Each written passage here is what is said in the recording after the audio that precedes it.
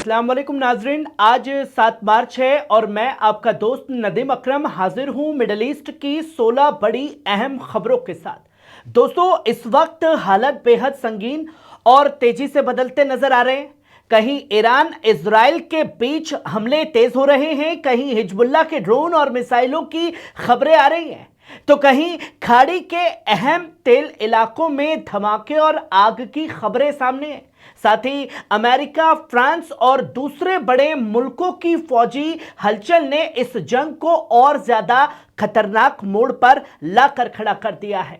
तो आइए शुरू करते हैं मिडिल ईस्ट की आज की 16 बड़ी खबरों का यह सिलसिला। जो तमाम बड़ी खबरें आपके सामने आपकी स्क्रीन पर होंगी, वहीं आप पहली खबर अपनी स्क्रीन पर देख सकते हैं।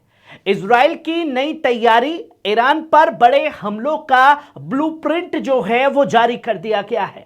दोस्तों, इस वक्त इजरायली चैनल कैन हिब्रून की रिपोर्ट के मुताबिक इजराइल अब ईरान के खिलाफ अगले हफ्ते बड़े और संगीन हमलों की तैयारी कर रहा है। खबर यह भी है कि सिर्फ फौजी कार्रवाई ही नहीं, बल्कि ईरान की आवाम तक पैठ बनाने की कोशिश की जाएगी ताकि लोग मौजूदा हुकूमत के खिलाफ खड़े हो। रिपोर्ट के मुताबिक ट्रंप के करीबी लोग चाहते हैं कि अमेरिका ईरान के खिलाफ सख्त और लगातार कार्रवाई जारी रखे, लेकिन अमेरिकी हुकूमत के अंदर इस मसले पर मतभेद भी सामने आ रहे हैं, क्योंकि जंग की आर्थिक कीमत और अमेरिका के अंदरूनी सियासी हालात भी एक बड़ी चिंता बन चुकी है। वहीं आप ये दूसरी खबर देखिए, व्हाइट हाउस का एक बड़ा दावा, 1.5 महीने में ईरान ऑपरेशन खत्म करने की तैयारी। दोस्तों, व्हाइट हाउस से एक बड़ा बयान सामने आया है। रिपोर्ट के मुताबिक अमेरिका का कहना है कि ईरान में चल रहे फौजी ऑपरेशन को खत्म करने में करीब 1 महीने से 1.5 महीने तक का वक्त लग सकता है। साथ ही यह भी बताया गया है कि अगली सियासी सूरत हाल के लिए ईरान में नई क़यादत यानी लीडरशिप के नामों पर भी अंदरूनी तौर पर गौर किया जाएगा। हालांकि इस मसले पर अभी कोई आधिकारिक ऐलान नहीं हुआ है, लेकिन अमेरिकी हुकूमत पहले ही यह इशारा दे चुकी है कि वे ईरान के अगले लीडर के चुनाव की प्रक्रिया में अपनी भूमिका चाहती है। वहीं आप ये तीसरी खबर देखिए, ईरान का पलटवार, यूएई में अमेरिकी पैट्रियट एयर डिफेंस सिस्टम को पूरी तरह तबाह कर दिया है। दोस्तों, मिडिल ईस्ट की जंग से इस वक्त एक बड़ी खबर भी सामने आई है। रिपोर्ट्स के मुताबिक ईरान ने यूएई में मौजूद अमेरिका के पैट्रियट एयर डिफेंस सिस्टम को निशाना बनाते हुए हमला किया है, जो कि साफ तौर पर यह बताया जा रहा है कि ईरान लगातार ड्रोन और मिसाइल हमलों के जरिए अमेरिका और उसके साथियों के फौजी ठिकानों को टारगेट कर रहा है। हालिया हमलों में खाड़ी के कई मुल्क भी इसकी चपेट में आ चुके हैं, जिससे पूरे इलाके में तनाव और ज्यादा बढ़ गया है। वहीं आप ये चौथी खबर देखिए, ईरानी राष्ट्रपति का नेतन्याहू पर तंज, हर जगह अलग कहानी, हर ऑडियंस के हिसाब से बयान देना आदत है नेतन्याहू की।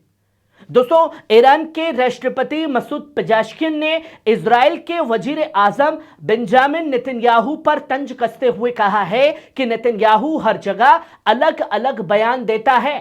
उनका कहना है कि ईरानियों से बात करते वक्त नेतन्याहू आजादी की बात करते हैं, अमेरिकियों से कहते हैं कि ईरान न्यूक्लियर खतरा है, और अपने जायोनी समर्थकों के सामने ईरानियों के आम लेख कहकर पेश करते हैं।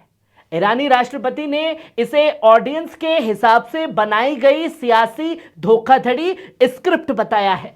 वहीं आप ये पांचवी खबर देखिए, इजराइल का बड़ा हमला, दक्षिण लेबनान में यूएन शांति मिशन के ठिकाने पर बमबारी की गई है। दोस्तों, मिडिल ईस्ट से इस वक्त एक बेहद संगीन खबर सामने आ रही है। रिपोर्ट्स के मुताबिक इजराइल ने दक्षिण लेबनान के अल कुजाह इलाके में संयुक्त राष्ट्र के यूनिफिल यानी यूएन पीस कीपिंग मिशन में एक ठिकाने पर बमबारी कर दी है।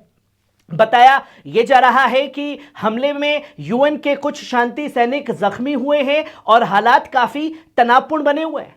वहीं यहां पे छठी खबर देखिए, हिजबुल्लाह का एक बड़ा दावा, तेल अवीव में इजराइल एरोस्पेस इंडस्ट्रीज को बनाया गया निशाना, वीडियो जारी किया गया।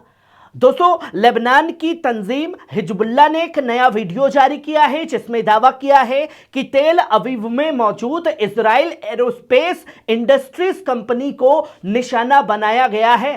हिजबुल्लाह के मुताबिक यह हमला इजराइल के फौजी और डिफेंस सिस्टम को कमजोर करने के लिए भी किया गया है। वीडियो सोशल मीडिया पर तेजी से वायरल हो रहा है, जबकि इजरायली हुकूमत की तरफ से अभी तक इस दावे की पूरी तस्दीक या तफसील सामने नहीं आई है। जो तस्वीर दुनिया के सामने है, वहीं आप ये 7वीं खबर देखिए, मार्को रूबियो का एक बड़ा बयान सामने आया है। दोस्तों, अमेरिका के विदेश मंत्री मार्को रूबियो ने अरब मुल्कों के विदेश मंत्रियों से बातचीत में कहा है कि ईरान के साथ जारी जंग अभी कई हफ्तों तक चल सकती है। रूबियो के मुताबिक इस वक्त अमेरिकी कार्रवाई का असली मकसद ईरान के मिसाइल लॉन्चर, हथियारों के जखीरे और मिसाइल बनाने वाली फैक्ट्रियों को तबाह करना है। साथ ही साथ उन्होंने यह भी कहा कि अमेरिका आधिकारिक तौर पर रिजिम चेंज यानी हुकूमत बदलने की मांग नहीं कर रहा है, लेकिन वॉशिंगटन ये जरूर चाहता है कि ईरान में अलग किस्म की क़यादत सामने आए जो सबके साथ मिलकर चले। वहीं आप ये 8वीं खबर देखिए, हिजबुल्लाह का ड्रोन हमला, गोलान और सफद के पास इजरायली ठिकानों को बनाया गया निशाना। दोस्तों, इस वक्त की यह बड़ी खबर सामने आई। लेबनान की तंजीम हिजबुल्लाह ने दावा किया कि उसने ड्रोन स्क्वाड्रन के जरिए 2 बड़े फौजी ठिकानों पर हमला किया है। हिजबुल्लाह के मुताबिक पहला हमला कब्जे वाले सीरियाई गोलान में मौजूद कादसाविया बेस पर किया गया, जबकि दूसरा ड्रोन हमला सफद शहर के दक्षिण में अमियाद बेस को निशाना बनाकर किया गया है। तंजीम का साफ तौर पर कहना है कि इन हमलों में कई ड्रोन इस्तेमाल किए गए हैं, जबकि इजरायली फौज की तरफ से अभी तक इस दावे पर पूरी तस्दीक सामने नहीं आई है। वहीं आप ये 9वीं खबर देखिए, यूएई के फुजेरा ऑयल जोन में भीषण आग लगी है। दोस्तों, यूएई के अहम फुजेरा ऑयल इंडस्ट्री जोन से इस वक्त बड़ी खबर सामने आ रही है। रिपोर्ट्स के मुताबिक एक इंटरसेप्ट किए गए ड्रोन के गिरते मलबे की वजह से वहां जबरदस्त आग भड़क उठी। बताया यह भी जा रहा है कि यह इलाका खाड़ी के सबसे अहम तेल स्टोरेज और सप्लाई हब में से एक है, जहां अचानक लगी इस आग के बाद फायर ब्रिगेड और इमरजेंसी टीमों को तुरंत मौके पर भेजा गया। एक बड़ी तबाही मचाई गई है। वहीं आप ये 10वीं खबर देखिए, फ्रांस की ताकत की एंट्री।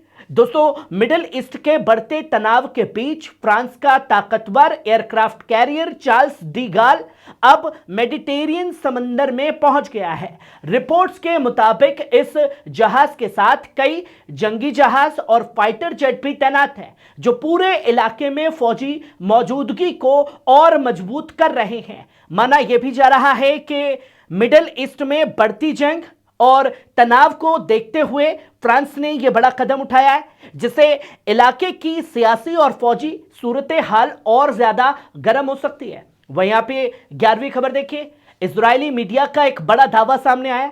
दोस्तों, इजरायली मीडिया की रिपोर्ट में एक चौंकाने वाला दावा किया गया। बताया यह जा रहा है कि इजराइल से ईरान की तरफ जा रहे एक अमेरिकी F-35 स्टील्थ फाइटर जेट के पायलट ने गलती से अपना ट्रांसमीटर बंद नहीं किया था। रिपोर्ट के मुताबिक इसी वजह से जेट की लोकेशन ट्रैक की गई। यह विमान उब्दा एयरफोर्स बेस से उड़ान भरने के बाद रास्ते में मॉनिटर किया गया। बाद में सऊदी अरब की फिजा में भी इसकी मूवमेंट को पकड़ा गया। हालांकि इस खबर की स्वतंत्र तस्दीक सामने नहीं आई है, लेकिन अगर यह सच है तो यह स्टेल्थ मिशन की सुरक्षा पर बड़ा सवाल खड़ा कर सकता है। वहीं आप ये 12वीं खबर देखिए, ईरान में बलूच कबीलों का ऐलान, आखिर तक खड़े रहेंगे फौज और इस्लामी जमहूरिया का पूरा साथ। दोस्तों, ईरान के सूबे सिस्तान और बलूचिस्तान से एक अहम बयान सामने आया है। वहां के कई बलूच कबीलों ने आईआरजीसी के कमांडरों के साथ खड़े होकर ईरान की फौज और इस्लामी जमहूरिया के लिए अपना खुला समर्थन जताया है। कबीलाई सरदारों का साफ तौर पर कहना है कि मुल्क के खिलाफ जो भी खतरे हैं उनके मुकाबले में वे आखिर तक खड़े रहेंगे और ईरान की हिफाजत के लिए हर कुर्बानी देने को पूरी तरह तैयार हैं। वहीं आप ये 13वीं खबर देखिए। आईआरजीसी का दावा, अरब सागर में अमेरिकी USS Abraham Lincoln carrier group पर एंटी शिप मिसाइलें दागी गई हैं। दोस्तों, ईरान की रिवोल्यूशनरी गार्ड यानी आईआरजीसी ने एक वीडियो जारी किया है जिसमें अरब सागर की तरफ अमेरिकी USS Abraham Lincoln carrier strike group पर एंटी शिप मिसाइलों के लॉन्च होने का दावा किया जा रहा है। साथ ही साथ ईरानी मीडिया के मुताबिक ये मिसाइलें अमेरिकी जंगी बेड़े को निशाना बनाकर दागी गई हैं। हालांकि अमेरिकी फौज की तरफ से अब तक इस हमले की तस्दीक नहीं हुई है और पहले भी ऐसे कई दावे को वॉशिंगटन ने खारिज कर दिया है, पर हमले हुए। कल भी कई किलोमीटर तक खदेड़ने का काम लिंकन को किया गया। वहीं आप ये 14वीं खबर देखिए। स्वीडन में ईरान के समर्थन में प्रदर्शन, स्टॉकहोम में लोगों का गुस्सा देखने को मिला। दोस्तों, स्वीडन की राजधानी स्टॉकहोम में बड़ी तादाद में लोग सड़कों पर उतर आए और ईरान के समर्थन में प्रदर्शन किया। प्रदर्शनकारियों ने अमेरिका इजराइल की कार्रवाई के खिलाफ नारे लगाए और ईरान के हताहत अपनी नाराजगी जाहिर की है। रिपोर्ट के मुताबिक दुनिया के कई हिस्सों में ईरान से जुड़ी घटनाओं के बाद ऐसे प्रदर्शन देखने को मिल रहे हैं जहां लोग जंग और सियासी हालात पर अलग अलग प्रतिक्रियाएं लगातार दे रहे हैं। प्रदर्शनकारियों का यह साफ तौर पर कहना है कि मौजूदा हालात ने मिडिल ईस्ट के तनाव को और ज्यादा भड़का दिया है और दुनिया भर में इस पर बहस भी तेज हो गई है। वहीं आप 15वीं खबर देखिए। हरमुज में ईरान की कार्रवाई जारी, नाकेबंदी तोड़ने की कोशिश करने वाले जहाज पर हमला, अब तक 13वां टारगेट बनाया गया। दोस्तों, खाड़ी के अहम रास्ते स्ट्रेट ऑफ हॉर्मुज से बड़ी खबर सामने आई है। रिपोर्ट्स के मुताबिक करीब 5 घंटे पहले ईरान ने एक ऐसे जहाज पर हमला किया जो कथित तौर पर उसकी समुद्री नाकेबंदी को तोड़ने की कोशिश कर रहा था। बताया यह भी जा रहा है कि मौजूदा तनाव के दौरान यह अब तक का 13वां जहाज है जिसे ईरान ने निशाना बनाकर इस अहम जलमार्ग से दुनिया के करीब 20% तेल की सप्लाई गुजरती है। इसलिए यहां बढ़ते हमले पूरी दुनिया की एनर्जी मार्केट को भी प्रभावित कर रही है। वहीं आप आखिरी और 16वीं खबर देखिए। ईरान में जंग का माहौल, खुर्रमाबाद के इमाम ने फौजी वर्दी पहनकर दिया जुम्मा का खुतबा। दोस्तों, ईरान के शहर खुर्रमाबाद से एक दिलचस्प और अहम मंजर सामने आया जहां जुमा की नमाज के इमाम ने अपना खुतबा फौजी वर्दी पहनकर दिया है। बताया यह भी जा रहा है कि यह कदम मौजूदा जंग के माहौल में फौज और मुल्क के साथ यकजहती दिखाने के लिए उठाया गया। ईरान में इस वक्त कई धार्मिक और सियासी रहनुमा खुलकर फौज और हुकूमत के समर्थन में बयान दे रहे हैं ताकि अवाम के अंदर एकजुटता और हौसला बरकरार रखा जा सके। नाज़रीन, ये थी मिडिल ईस्ट की 16 सबसे बड़ी रात की अहम खबरें। आपको कैसी लगी कमेंट बॉक्स में आकर के अपनी राय जरूर दीजिएगा। शुक्रिया।